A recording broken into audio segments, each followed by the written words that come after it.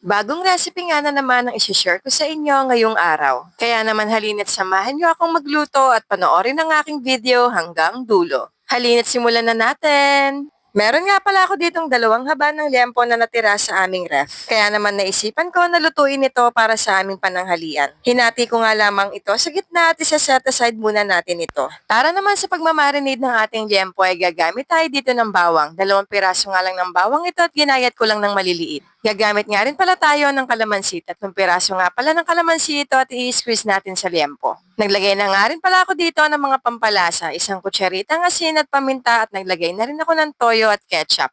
Maglalagay rin ako ng 1 kutsaritang asukal. At matapos nga natin ilagay lahat ng pampalasa, imemekos-mekos lamang natin ito gamit ang malinis na kamay. At matapos lamang nating mamekos-mekos ang liempo ay isa-set aside muna natin ito at i-marinate lamang natin ito for about 2 hours or overnight. At matapos nga lamang nating mamarinate ang liempo ay lulutuin lamang natin ito sa air fryer.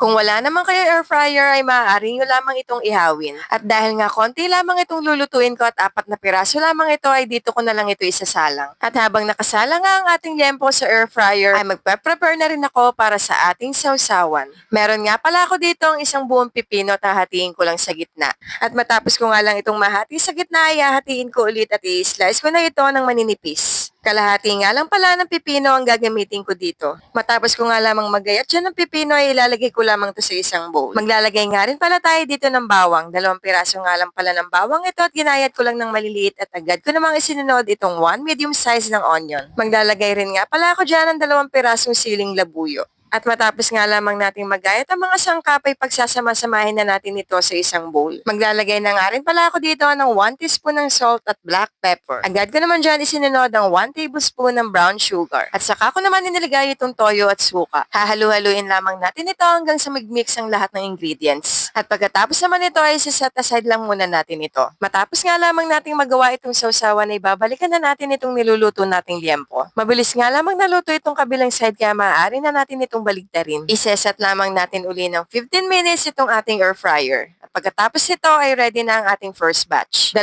batch nga ng liempo ang isasalang ko dito dahil medyo maliit itong aking air fryer. Heto at luto na nga ang ating first batch na liempo. At uulitin lamang natin ang procedure na ito sa pangalawang liempo na isasalang natin. Lulutuin nga lamang natin ito for about 10 to 15 minutes each sides. At makaraan nga lamang ng ilang minuto ay luto na ang ating liempo at maaari na natin itong i-slice ng maliliit. Perfect nga na naman itong dish na ito pang kanin o pang pulutan. Kaya gawin nyo na rin ito at siguradong tatawag na naman ang kaldero at mapapatagin na naman si Mister. At matapos nga lamang ng ilang minutong paggagayat ay ihalo na natin ito sa sausawan. Imemekos-mekos lamang natin ito hanggang sa maghalo itong mga ingredients. Itsura pa lamang nito ay nakakatakam na kaya naman hindi na rin ako makapaghintay at gusto ko na rin kumain. Heto at ready na nga itong ating pork sinuglaw at maaari na natin itong iserve. Kaya naman, kainan na! Thank you for watching!